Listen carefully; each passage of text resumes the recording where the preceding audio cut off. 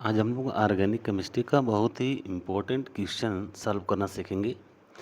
और ये क्वेश्चन आपको यूपी पीसीएस 2005 का प्रीलिम्स का क्वेश्चन है। बहुत ही इम्पोर्टेंट क्वेश्चन है द कंसीडर द एल्कीन। यहाँ पे आपके 3 एल्कीन आपको दिखाए गए, 3 एल्कीन से। पहला आपका है एथीन, प्रोपीन और थर्ड आपका है 2 ब्यूटीन। फर्स्ट आपका है एथीन, सेकंड आपका प्रोपीन और थर्ड आपका 2 ब्यूटीन। क्वेश्चन है right the decreasing order of double bond character.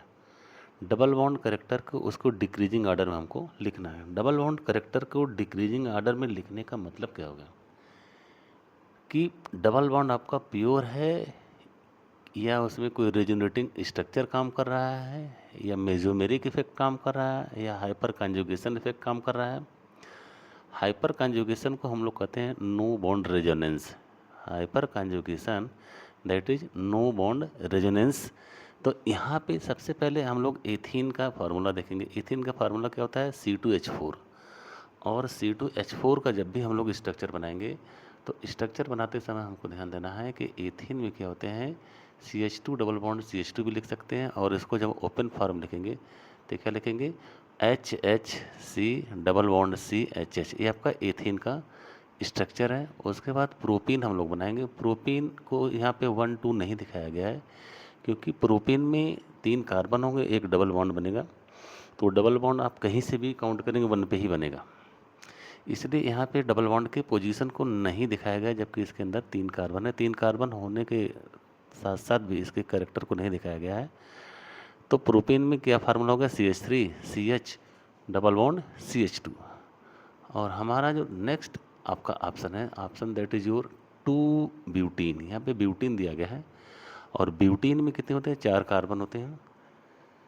और यहाँ पे जो डबल बॉन्ड आपको बनाया गया है पोजीशन नंबर 2 पे दिखाया गया है। यहाँ आपको पोजीशन दिखाना इसलिए ज़रूरी है क्योंकि यहाँ पे 1 पे भी हो सकता है, 2 पे भी हो सकता है, जिसका फार्मूला हो जाएगा CH3 CH double bond CH और CH3। तो यहाँ पे जो CH3 के पोजीशन को सिस और ट्रांस दोनों फॉर्म में दिखाया जा सकता है, लेकिन यहाँ पे हम लोग ट्रांस दिखाया है। तो ट्रांस इफेक्ट के कारण ज़्यादा स्टेबल होता है, इसलिए ओपन फॉर्म में इसको हम लोग ट्रांस फॉर्म में लिया है। ज्योमेट्रिकल आइसोमरिज्म इसमें फॉलो करेगा क्योंकि अगर दोनों मेथिल ग्रुप एक साइड हो जाएंगे तो आपका सिस हो जाएगा, दोनों मेथिल एक दूसरे के अपोजिट हो जाए तो ट्रांसफार्म होंगे। तो इस सोल्यूशन में इस 2 ब्यूटीन के स्ट्रक्चर को हम लोग ट्रांसफार्म में दिखाए गए। अब यहाँ पे देखते हैं जो कार्बन कार्बन के बीच में डबल बॉन्ड तो तीनों में है, ये तो कॉमन चीज़ हो गया। मीन्स एथेन प्रोपीन और ब्यूटीन 2 ब्यूटीन तीनों के एग्जाम्पल में हम लोग देखेंगे कि कार्बन और कार्बन के बीच में डबल बॉन्ड ऑलरेडी एग्जिस्ट करते हैं। मतलब एथीन में भी, प्रोपीन में भी और 2 ब्यूटीन में भी डबल बॉन्ड आपके हैं। लेकिन यदि ध्यान से स्ट्रक्चर को देखा जाए तो कार्बन कार्बन जो डबल बॉन्ड है उसके दोनों तरफ जो सब्स्टिट्यूएंट लगे हैं, जो ग्रुप लगे हैं, एथीन में यदि हम लोग देखते हैं तो एथीन में क्या है, चारों हाइड्रोजन है। मीन्स पहले कार्बन पे भी 2 हाइड्रोजन और दूसरे कार्बन पे भी 2 हाइड्रोजन। मतलब इसका कोई दूसरा स्वरूप बदल नहीं सकता।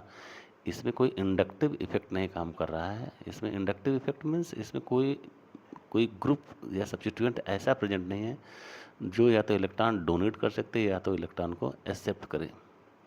प्रोपीन के केस में हम लोग देखते हैं यहाँ पे एक मेथिल ग्रुप प्रेजेंट है और मेथिल ग्रुप आपका कार्बन के ऊपर लगाओ, कार्बन नंबर फर्स्ट पे। तो मेथिल ग्रुप का जो काम है वो इंडक्टिव इफेक्ट दिखाता है। तो चूंकि जो डबल बॉन्ड वाला कार्बन है, इस फर्स्ट कार्बन से जो कार्बन लगा है मेथिल ग्रुप, उसके पास 3 हाइड्रोजन है और 3 हाइड्रोजन के कारण वो हाइपर कंजुगेशन स्ट्रक्चर देगा। और हाइपर कंजुगेशन स्ट्रक्चर देने के कारण उस CH3 और इस C के बीच में भी डबल बॉन्ड कभी कभी बनने के चांसेस होंगे। और जब वहाँ पर डबल बॉन्ड बनेगा तो जो रियल डबल बॉन्ड है वो आपका रियल डबल बॉन्ड ना होकर के वो सिंगल बॉन्ड की तरह दिखाई देगा। मतलब ये करेक्टर जो डबल बॉन्ड का दिख रहा है इसमें थोड़ा सा कन्फ्यूजन है कि ये प्योर डबल बॉन्ड की तरह करेक्टर नहीं रखेगा, क्योंकि इसमें हाइपर कंजुगेटिव इफेक्ट देखने को मिल रहे हैं। क्योंकि कार्बन कार्बन डबल बॉन्ड के जस्ट पड़ोस में जो CH3 ग्रुप है वो अल्फ़ा की तरह काम कर रहा है और यहाँ पे अल्फ़ा हाइड्रोजन 3 है। 3 अल्फ़ा हाइड्रोजन प्रेजेंट होने के कारण ये हाइपर कंजुगेटिव इफेक्ट में पार्टिसिपेट करेगा और यहाँ पे हाइपर कंजुगेशन कारण एक रियल स्ट्रक्चर और 3 और स्ट्रक्चर देने के कारण टोटल आपके 4 स्ट्रक्चर बनने की संभावनाएं हैं। Now come to the next option जो आपका 2 ब्यूटीन। 2 ब्यूटीन में हम लोग देख रहे हैं जो 2 कार्बन कार्बन के बीच में डबल बॉन्ड है, पहले कार्बन पर भी मेथिल ग्रुप लगा हुआ है, दूसरे कार्बन पर भी मेथिल ग्रुप आपको अटैच मिल रहा है।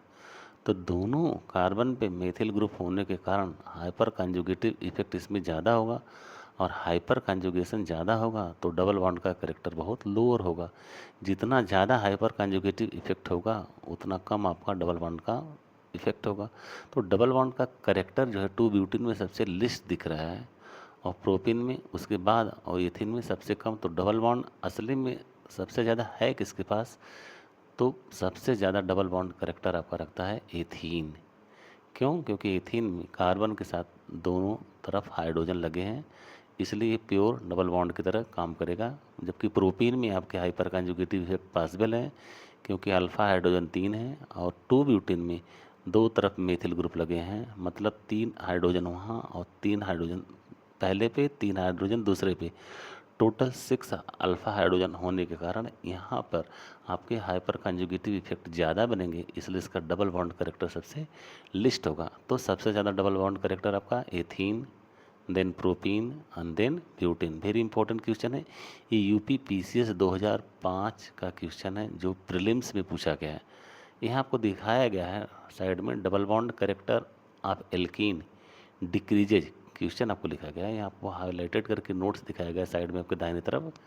Double bond character of alkene decreases with hyper conjugation effect. Thank you very much.